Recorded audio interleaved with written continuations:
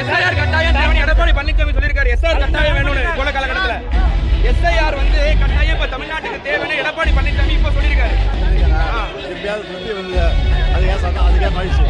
தேவைன்னு சொல்றாரு. இப்ப போல காலத்தில் எஸ்ஐஆர் தேவைங்கிறாரா? அப்புறம் இப்படி இது போயிருக்காரு, கோர்ட்டில் போய் ஜாயின் பண்ணியிருக்காரு. இதுக்கு சுப்ரீம் கோர்ட்டில் திமுக பெட்டிஷனில் அதில் அவரே ஜாயின் பண்ணியிருக்காரு.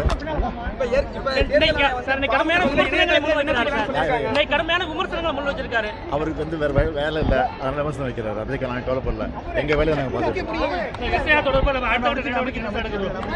நீதிமன்றத்துக்கு போயிருக்கோம்ல, நீதிமன்றத்துக்கு போயிருக்கோம்.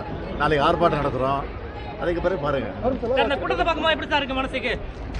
கூட்டத்தை பார்க்கணும் இல்லை, எப்போதுமே எங்களுக்கு மனசு நல்லா எத்தனையோ திட்டங்களை நிறைவேற்றினாலும் எதிர்கட்சிகள் குற்றச்சாட்டு முன் வச்சுட்டு இருக்காங்க. எத்தனையோ திட்டங்களை நிறைவேற்றினாலும் எதிர்கட்சிகள் பல்வேறு குற்றச்சாட்டுகளை முன் வச்சுட்டு இருக்காங்க.